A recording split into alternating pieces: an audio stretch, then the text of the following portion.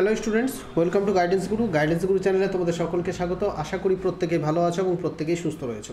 SSC MTS পরীক্ষা তোমাদের form fill up চলছে।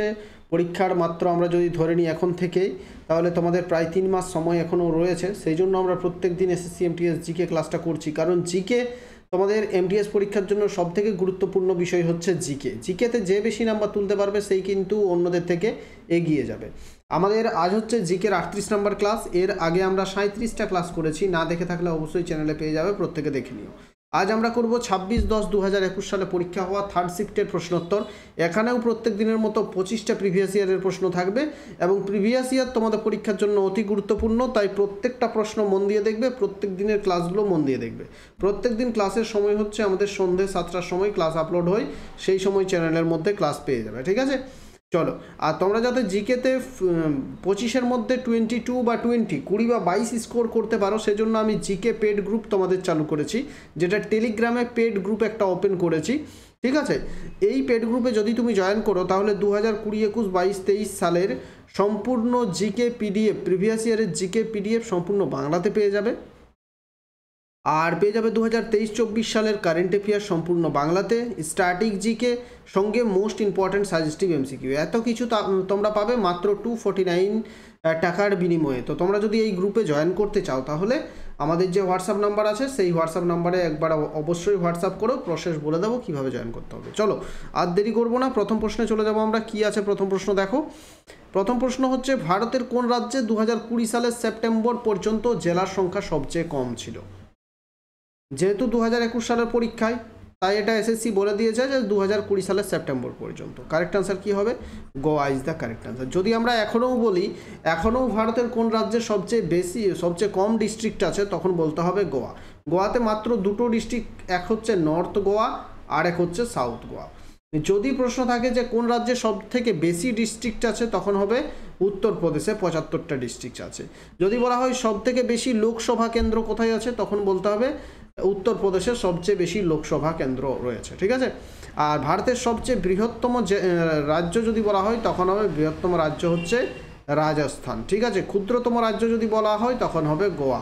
সব থেকে কম জনসংখ্যা যদি বলা হয়, তখন হবে সিকিম। জনঘনত্ব সবচেয়ে কম যদি বলা হয়, অরুণাচল প্রদেশ। জনঘনত্ব সবচেয়ে বেশি বললে বিহার। জনসংখ্যা সবচেয়ে বেশি বললে ইউপি, ঠিক আছে? এগুলো আমাদের জেনে রাখতে হবে, সেন্সাস থেকে প্রত্যেক বছরই প্রশ্ন থাকে। চলো নেক্সট প্রশ্নে চলে যাব। ক্লাস ভালো লাগলে প্রত্যেকে লাইক করো, তোমার বন্ধুদের সাথে যত বেশি পারো শেয়ার করো। প্রত্যেক দিন মন দিয়ে ক্লাস দেখো, কারণ জিকেতে আমাদের 22 নাম্বার স্কোর করতে হবে, মনে রাখবে। লখনৌ চুক্তি ড্যাশে স্বাক্ষরিত হয়েছিল। চলো প্রত্যেকটা প্রশ্ন বলবো, 5 সেকেন্ডের মতো সময় থাকবে, তারপর নিজেরা উত্তরটা করার চেষ্টা করবে। কী হবে কারেক্ট আনসার? কারেক্ট আনসার হয়ে যাবে 1916 সালে। অনেকেই বলছিল লাইভ ক্লাস করানোর জন্য, তো লাইভ ক্লাসে একটুকু মানে সময়টা ঠিকঠাক পাই না, বুঝলে? এটা লাইভ ক্লাস তো একটা নির্দিষ্ট সময় বসে করাতে হবে, কিন্তু যেহেতু সময়ের অভাব, তাই যখন সময় ফাঁকা পাই সেই সময় রাতের দিকে রেকর্ড করে রাখি ক্লাস, তারপরে এই সময় পাবলিশ করা হয়। তাই লাইভ ক্লাসটা সম্ভব হচ্ছে না। যদি আগামী দিনে সম্ভব হয়, তাহলে অবশ্যই তোমাদের লাইভ করাবো, ঠিক আছে? তো দেখো, লখনৌ চুক্তি কবে হয়েছিল? 1916 সালে লখনৌ চুক্তি হয়েছিল। কার মধ্যে? ভারতের ইন্ডিয়ান ন্যাশনাল কংগ্রেস এবং মুসলিম লীগ। ইন্ডিয়ান ন্যাশনাল কংগ্রেস এবং মুসলিম লীগ। ইন্ডিয়ান ন্যাশনাল কংগ্রেসের পক্ষ থেকে ছিল বাল গঙ্গাধর তিলক, মুসলিম লীগের পক্ষ থেকে ছিল মোহাম্মদ আলী জিন্নাহ। এদের মধ্যেই লখনৌ চুক্তি স্বাক্ষরিত হয়েছিল 1916 সালের ডিসেম্বর মাসে। 3 নম্বর দেখব, নিম্নলিখিতগুলির মধ্যে কে একজন স্বাধীনতা সংগ্রামী ছিলেন যার নকশার উপর ভিত্তি করে বর্তমান ভারতীয় জাতীয় নকশা করা হয়েছে? দেখো, বর্তমানে যে ভারতের জাতীয় নকশা রয়েছে, সেই জাতীয় নকশা কিন্তু একবারে তৈরি হয়নি, বারবার কিন্তু কয়েকবার চেঞ্জ হয়েছে, ঠিক আছে? তো ভারতের জাতীয় নকশাকে আমরা প্রত্যেকেই সালাম জানাই, ঠিক আছে? ভারতের জাতীয় নকশা, এই যে বর্তমানে যে নকশাটা তোমরা দেখছো, সেই নকশা কে দিয়েছিলেন? সেটা হচ্ছে পিঙ্গালি ভেঙ্কাইয়া এই নকশাটা দিয়েছিলেন। এর আগে অন্য নকশা ছিল, ঠিক আছে? বর্তমানে যে জায়গাতে আমরা অশোক চক্র দেখতে পাই, সেই জায়গাতে আগে কিন্তু একটা চরখা ছিল, ঠিক আছে, যেটাতে কাপড় বোনার। তো চলো, এটা কে দিয়েছিল? পিঙ্গালি ভেঙ্কাইয়া দিয়েছিল। পিঙ্গালি ভেঙ্কাইয়ার কথা যদি বলি, তাহলে তিনি ছিলেন একজন ইঞ্জিনিয়ার বলা চলে, একজন জিওলজিস্ট বলা চলে, একজন তোমাদের পলিটিশিয়ান ছিলেন, ঠিক আছে, একজন এগ্রিকালচারালিস্ট ছিলেন, তো অনেকগুলো কাজের সঙ্গেই তিনি যুক্ত ছিলেন। 1876 সালে দক্ষিণ ভারতে তিনি জন্মগ্রহণ করেন। 1963 সালে তিনি কিন্তু মারা গিয়েছিলেন। ঠিক আছে, পিঙ্গাল্লি ভেঙ্কাইয়া, ভেরি গুরুত্বপূর্ণ নাম ভারতের ইতিহাসে একটা। ভুসি হ্রদ কোন রাজ্যে অবস্থিত? ভুসি লেকটা কোন রাজ্যে অবস্থিত? কারেক্ট আনসার কি হবে? দেখো, লোনাভালা জায়গাটার নাম তোমরা শুনেছো? মুম্বাইয়ে অবস্থিত লোনাভালা, সেই লোনাভালার কাছেই অবস্থিত ভুসি লেক। তাহলে কোথায় হবে এটা? Maharashtra is the correct answer. তাহলে কোথায় হবে? মহারাষ্ট্রতে হবে। মহারাষ্ট্রে ভুসি লেক আছে, সেখানেই লোনাভালা আছে। নেক্সট প্রশ্নে চলে যাব। আর মহারাষ্ট্রের কয়েকটা লেকের নাম জেনে রাখো। একটা হচ্ছে যেমন লোনার লেক, তারপর হচ্ছে ভেন্না, তারপর হচ্ছে আম্বাজারি। এই লেকগুলো মাঝে মধ্যেই পরীক্ষায় আসে, তো এগুলো কিন্তু ইম্পর্টেন্ট। তারপর হচ্ছে উপভান, এগুলো পরীক্ষায় আসে। নেক্সট দেখবো আমরা কি আছে। কোন গ্রন্থি কর্টিসল তৈরি করে, যা প্রায়ই মানুষের মধ্যে স্ট্রেস হরমোন নামে পরিচিত? মানুষের মধ্যে স্ট্রেস হরমোন নামে পরিচিত কোনটা? দেখবে মানুষ যদি হঠাৎ করে রেগে যায়, তখন মানুষের মধ্যে এক ধরনের হরমোন ক্ষরণ হতে থাকে, বা হঠাৎ করে ভয় পেলে আপাতকালীন হরমোন যাকে বলা হয়, সেই হরমোনটার নাম হচ্ছে এড্রিনালিন হরমোন। এই হরমোনটাকে আপাতকালীন হরমোন বলা হয়। 6 হচ্ছে ব্রাহ্মণী, খড়কাই এবং সুবর্ণরেখা নদীর উৎস ভারতের কোন রাজ্যে? তো দেখো, এখানে সুবর্ণরেখা নদীটা অনেকেই বলতে পারবে যে এটা ঝাড়খণ্ডে উৎপন্ন হয়েছে, কিন্তু হয়তো ব্রাহ্মণী এবং খড়কাইটা অনেকেই বলতে পারবে না। তো তোমাদের বলে রাখি, এই 3টে নদী উৎপত্তি হয়েছে ঝাড়খণ্ড রাজ্যে। Option 3 is the correct answer. Jharkhand রাজ্যে উৎপত্তি হয়েছে। তো চলো কয়েকটা নদীর আমরা নাম জেনে রাখি। যেমন মধ্যপ্রদেশের কয়েকটা নদীর নাম জেনে রাখো। মধ্যপ্রদেশের নদীগুলো হচ্ছে নর্মদা। মধ্যপ্রদেশের গুরুত্বপূর্ণ নদী হচ্ছে নর্মদা, চম্বল, তারপর হচ্ছে সোন, তারপর হচ্ছে বেতোয়া। ঠিক আছে, অনেক সময় পড়তে পারে বেতোয়া নদীটা কোন রাজ্যে। ঠিক আছে, এরপর জেনে রাখো বিহারের কয়েকটা নদীর নাম জেনে রাখো। বিহারের যেমন বিহারে গঙ্গা রয়েছে, তেমনি হচ্ছে বিহারের গুরুত্বপূর্ণ নদী হচ্ছে কোশি। তারপর হচ্ছে পুনপুন, তারপর হচ্ছে মহানন্দা। কোশি এবং মহানন্দা, এই দুটো নদী হচ্ছে বিহারের গুরুত্বপূর্ণ নদী। তারপর উত্তরপ্রদেশে গঙ্গা তো আছেই, সঙ্গে উত্তরপ্রদেশের গুরুত্বপূর্ণ নদী হলো যমুনা, তারপর ঘরঘরা, তারপর বেতোয়া, গোমতী, এগুলো সবই হচ্ছে উত্তরপ্রদেশের গুরুত্বপূর্ণ নদী। 7 নম্বর প্রশ্নে যাব। কোন সালে national bank for agriculture and rural development bank NABARD প্রতিষ্ঠা হয়েছিল? নাবার্ড, অনেক সময় নাবার্ডের পুরো নামটাও পরীক্ষায় আসে। নাবার্ডের পুরো নাম কি? National bank for agriculture and rural development bank. এই ব্যাংকের কাজই হচ্ছে এগ্রিকালচার এবং গ্রামীণ এলাকা বা রুরাল ডেভেলপমেন্টের কাজ করে নাবার্ড। এই নাবার্ড প্রতিষ্ঠা হয়েছিল 1962 সালে। তোমরা ক্লাসটা একটু কিন্তু কম শেয়ার করছো, তোমাদের বেশি শেয়ার করার জন্য রিকোয়েস্ট করছি। ঠিক আছে, নাবার্ডের হেডকোয়ার্টার অবস্থিত মুম্বাই শহরে। প্লিজ তোমরা ক্লাসটা প্রত্যেকে লাইক করবে এবং প্লিজ বেশি করে শেয়ার করবে। 8 হচ্ছে নিচের মধ্যে কে টিউমারের পরিবর্তে রোগ প্রতিরোধ ব্যবস্থার চিকিৎসার মাধ্যমে ক্যান্সার আক্রমণ করার একটি কার্যকরী নতুন উপায় চালু করার জন্য 2018 সালের ফিজিওলজি বা মেডিসিনে নোবেল পুরস্কার পেয়েছিলেন? 2018 সালে মেডিসিনে নোবেল পুরস্কার পেয়েছিলেন জেমস পি এলিসন। তো এটা আর বর্তমানে দরকার নয়, বর্তমানে যেটা দরকার আছে যে 2023 সালে মেডিসিনে নোবেল পুরস্কার কে পেয়েছিলেন, এটা তোমাদের পরীক্ষায় থাকতে পারে। তো কোভিড-19 ভ্যাকসিন বা কোভিড-19-এর জন্য কিছু আবিষ্কার করার জন্য পেয়েছিলেন যেমন ক্যাটালিন কারিকো, নামটা মনে রাখবে, ক্যাটালিন কারিকো 2023 সালে মেডিসিনে নোবেল পুরস্কার পেয়েছিলেন ক্যাটালিন কারিকো, এবং ড্রিও ওয়েজম্যান, এবং আরেকজন পেয়েছিলেন ড্রিও ওয়েজম্যান। এই দুজন নোবেল পুরস্কার পেয়েছিলেন মেডিসিনে। 9 নম্বর দেখব, টলু বর্মলতা হলো ড্যাশ রাজ্যের একটি ঐতিহ্যবাহী শিল্প? টলু বর্মলতা কোন রাজ্যের একটা ঐতিহ্যবাহী শিল্পের নাম? আমাদের পশ্চিমবঙ্গে যেমন একটা উৎসব বা একটা শিল্প হচ্ছে, যেমন একটা আর্ট পশ্চিমবঙ্গের হচ্ছে পুতুল নাচ, সেই একই টাইপের জিনিস হচ্ছে টলু বর্মলতা। ঠিক আছে, এটা হচ্ছে অন্ধ্রপ্রদেশের একটা ডান্সের নাম হচ্ছে টলু বর্মলতা ইজ দ্য কারেক্ট আনসার। টলু বর্মলতা অন্ধ্রপ্রদেশের একটা পুতুল নাচ এক ধরনের, টলু বর্মলতা। এক ধরনের থিয়েটার, সেখানে এটা পরিবেশন করা হয়। 10 নম্বর, 1951 সালে চালু করা হয়েছিল ভারতের প্রথম পঞ্চবার্ষিকী পরিকল্পনাটি কৃষি উৎপাদন বাড়ানোর জন্য, কৃষি ও সেচের উপর ফোকাস করার জন্য নিম্নলিখিত কোন অর্থনৈতিক মডেলের উপর ভিত্তি করা হয়েছিল? ভারতের প্রথম পঞ্চবার্ষিকী পরিকল্পনা হচ্ছে 1951 সালে। ভারত স্বাধীন হচ্ছে 1947 সাল। তারপরেই প্রথম পঞ্চবার্ষিকী পরিকল্পনা এসেছিল, তখনই তার প্রধান লক্ষ্য ছিল ভারতের কৃষিকে উন্নতি করা। তো সেটা হেরাল্ড ডমার মডেলের ওপর ভিত্তি করে তৈরি করা হয়েছিল প্রথম পঞ্চবার্ষিকী পরিকল্পনা। এটা ছিল 1951 থেকে 1956 সাল। নেক্সট হচ্ছে 1956 থেকে 1961, এটা হচ্ছে দ্বিতীয় পঞ্চবার্ষিক পরিকল্পনা। এখানে ভারী শিল্পের উপরে জোর দেওয়া হয়েছিল। এই ভারী শিল্পের উপরে জোর দেওয়া হয়েছিল, এটা ছিল প্রশান্ত চন্দ্র মহলানবিশ মডেল বা পিসি চন্দ্র মহলানবিশ মডেল। ঠিক আছে, নেক্সট দেখবো আমরা কি আছে, দেখো পরবর্তী 11 নম্বর প্রশ্ন কি আছে দেখো। কোন ভারতীয় বৈজ্ঞানিকে 2019 সালের মে মাসে ফ্রান্সের সরকার চেভেলিয়ার ডি আই order national de la legion d'honneur এর সম্মানে ভূষিত করেছিলেন? তো এটা পুরনো প্রশ্ন, বর্তমানে আর দরকার নেই।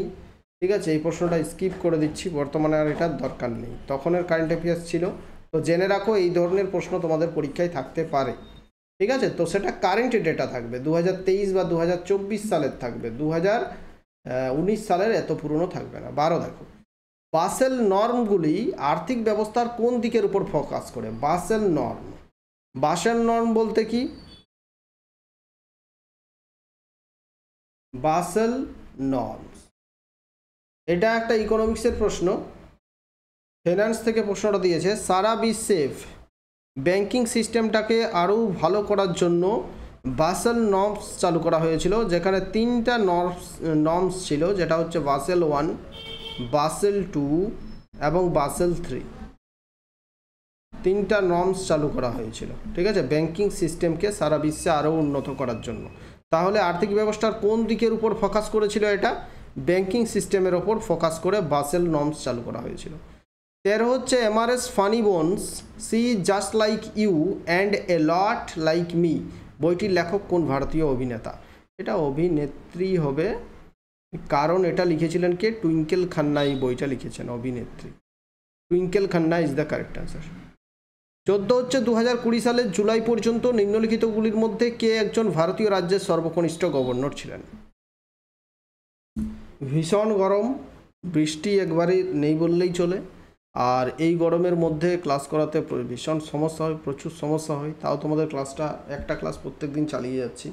ঠিক আছে, আর মানে ফিক্সড স্টুডিও নেই, যে এখানে আমার ফিক্সড স্টুডিও একটা যদি থাকতো তো সেখানে সব রকমের ব্যবস্থা করা যেত। তো তাই এখানে ফ্যান ছাড়া বিকল্প ব্যবস্থা কিছু নেই, আর যদি ফ্যান চালানো হয় তাহলে কিন্তু সাউন্ডের ভীষণ প্রবলেম হয়। তাই কিন্তু ফ্যান ছাড়াই এই গরমে ক্লাস করাচ্ছি তোমাদের। ঠিক আছে, প্লিজ শেয়ার করো বেশি বেশি। 2020 সালের জুলাই পর্যন্ত নিম্নলিখিতগুলির মধ্যে কে একজন ভারতীয় রাজ্যের সর্বকনিষ্ঠ গভর্নর ছিলেন? তো বর্তমানে 2024 সাল পর্যন্তও যদি এটা বলা হয় তো কে আছেন এখনও? তিনি হচ্ছেন স্বরাজ কৌশল হচ্ছেন একজন ভারতের গভর্নর ছিলেন একটা রাজ্যের। তো তিনি হচ্ছে সবচেয়ে কম বয়সী গভর্নর, স্বরাজ কৌশল। ঠিক আছে, আর সবচেয়ে কম বয়সী যদি মহিলা গভর্নর বলা হয় তখন হবে তামিলিসাই সৌন্দররাজন। তিনি হচ্ছেন সবচেয়ে কম বয়সী মহিলা গভর্নর। নেক্সট প্রশ্নে চলে যাব আমরা। 15, কোন শহরটি ভারতের ফরাসি উপনিবেশের রাজধানী ছিল? ফরাসি উপনিবেশ বলতে কি? দেখো, ফ্রান্স, ইউরোপের একটা দেশ হচ্ছে ফ্রান্স। তো সেই ফ্রান্স দেশ ইউরোপ বাদ দিয়ে বিশ্বের যে দেশগুলোতে শাসন করেছে বা যে দেশগুলোতে তারা শাসন করেছে সেই দেশগুলোই হচ্ছে ফরাসি উপনিবেশ। তো ভারতে শাসন করেছিল।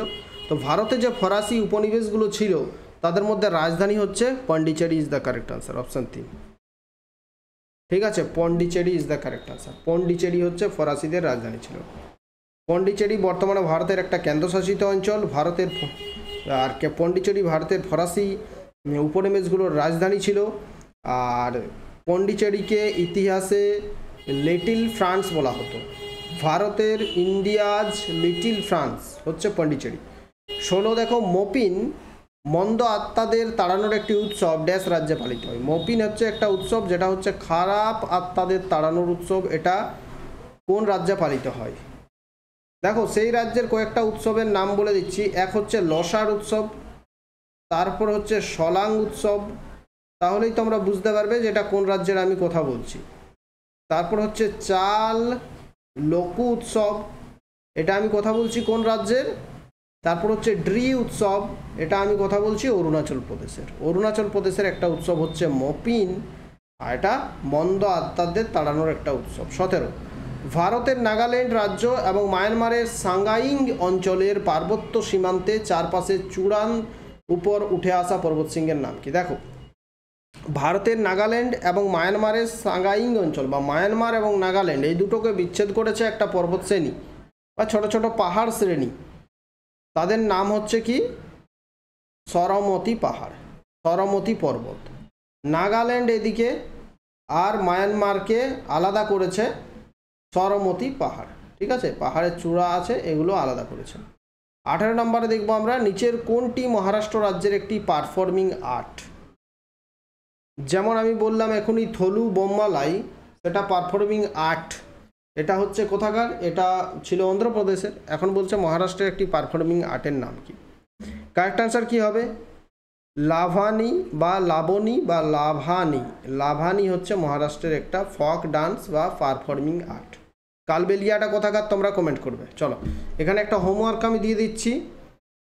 কালবেলিয়া কোথাকার ডান্স বা কোথাকার ফেস্টিভ্যাল, যাই হোক কালবেলিয়া এটা কোথাকার, কোন রাজ্যের, কমেন্ট করবে, ঠিক আছে? প্রত্যেকে এই প্রশ্নের উত্তর প্রত্যেক করো, কালবেলিয়া কোথাকার। 19 হচ্ছে নিচের কোন শিলা জলে ভাসে? দেখো শিলা মানে হচ্ছে রক, পাথর। পাথর কি কোনোদিন জলে ভাসে? ভাসে না, কিন্তু এমন একটা শিলা আছে যেটা কিন্তু জলে ভাসে। গ্রানাইট, অবসিডিয়ান, স্লেট এগুলো হবে না। পিউমাইস এটা কিন্তু জলে ভাসে, এটা এক ধরনের শিলা বা এক ধরনের পাথর, ঠিক আছে, যেটা বিভিন্ন পলিশিংয়ের কাজে লাগে, বিভিন্ন কাজে ব্যবহার করা হয়। এটা পিউমাইস, এটা জলে ভাসে। 20 হচ্ছে নিচের গৃহস্থালির সামগ্রীতে সালফিউরিক অ্যাসিড থাকে, কোনটাতে সালফিউরিক অ্যাসিড থাকে? টুথপেস্টে সালফিউরিক অ্যাসিড থাকে না, ভিনিগারে থাকে না, মাখনে থাকে না, battery is the correct answer. Battery বা তড়িৎ কোষ, যেখানে সালফিউরিক অ্যাসিড, লঘু সালফিউরিক অ্যাসিড থাকে, H2SO4। 21 নম্বর দেখব জলে অ্যাসিটিক অ্যাসিডের 5 থেকে 8% দ্রবণ ড্যাশ হিসেবে পরিচয়। জলে, এই যে জল, জলে যদি আমি এই অ্যাসিটিক অ্যাসিড মিক্স করে দিই, এটা হচ্ছে অ্যাসিটিক অ্যাসিড, অ্যাসিটিক অ্যাসিড এবং জল মিক্স করে দিই, তাহলে এটা কি হবে বলো? এটা হচ্ছে ভিনিগার হয়ে যাবে। ভিনিগার, খাবার সংরক্ষণ করার জন্য ভিনিগার ব্যবহার করা হয়ে থাকে, তো জলের সঙ্গে অ্যাসিটিক অ্যাসিড মিশ্রণ করলে ভিনিগার হয়। এরপর 22 নম্বর পলিস অ্যান্ড পাবলিক অর্ডার হলো ভারতের সংবিধানের ড্যাশ তফসিলের অধীনে রাজ্যের বিষয়। ভারতীয় সংবিধানের 7 নম্বর 7ম তফসিলে 3টে লিস্টের কথা বলা হয়েছে। এক হচ্ছে কেন্দ্রীয় লিস্ট বা ইউনিয়ন লিস্ট, 2 হচ্ছে স্টেট লিস্ট, 3 হচ্ছে কনকারেন্ট লিস্ট। তো দেখো ইউনিয়ন লিস্টে কতগুলো বিষয় আছে? প্রায় 97টা বিষয় আছে ইউনিয়ন লিস্টে। রাজ্য লিস্টে আছে 66টা বিষয়, এবং আমাদের কনকারেন্ট বা যৌথ তালিকায় আছে 47টা বিষয়, ঠিক আছে? তাহলে এটা কি হবে? 7ম তফসিল। 7ম তফসিলের একটা বিষয় হচ্ছে পুলিশ অ্যান্ড পাবলিক অর্ডার। 23 দেখো কোন ভারতীয় কূটনীতিক 2019 সালে UAE দ্বারা প্রথম শ্রেণীর, এটার দরকার নেই, পুরনো প্রশ্ন, ঠিক আছে, বাদ দিলাম। 24 হচ্ছে 2019 সালে কোন ভারতীয় কিউইস্ট 5টি ভিন্ন বছরে একই সাথে বিশ্ব এশিয়ান ভারতীয় খেতাব, এটাও বন্ধ করে, এটাও দরকার নেই। 25 দেখো নিম্নলিখিতগুলির মধ্যে কে প্রথম ভারতীয় সাঁতারু যিনি 1958 সালে ইংলিশ চ্যানেল পেরিয়েছিলেন? এত সহজ প্রশ্ন আর হয় না, এই প্রশ্নের উত্তরটাও তোমরা কমেন্টে জানাবে প্রত্যেকে, ঠিক আছে? প্রত্যেকে কমেন্ট করে দেবে যে কোন ভারতীয় সাঁতারু যিনি 1958 সালে প্রথম ইংলিশ চ্যানেল পেরিয়েছিলেন। কমেন্ট করবে প্রত্যেকেই। ক্লাস আমাদের এইখানেই শেষ হচ্ছে, আমাদের 25টা প্রশ্ন শেষ হলো। ক্লাস ভালো লাগলে বেশি বেশি করে প্লিজ শেয়ার করো, আর যদি আমাদের এই PDF পেড গ্রুপে জয়েন করতে চাও তাহলে অবশ্যই আমাদের অফিসিয়াল হোয়াটসঅ্যাপ নাম্বার দেওয়া আছে, 7001501393, এখানে অবশ্যই প্রত্যেকে মেসেজ করুন। আর ফ্রি টেলিগ্রাম চ্যানেলে জয়েন না করে থাকলে ডেসক্রিপশনে লিঙ্ক আছে, প্রত্যেকে জয়েন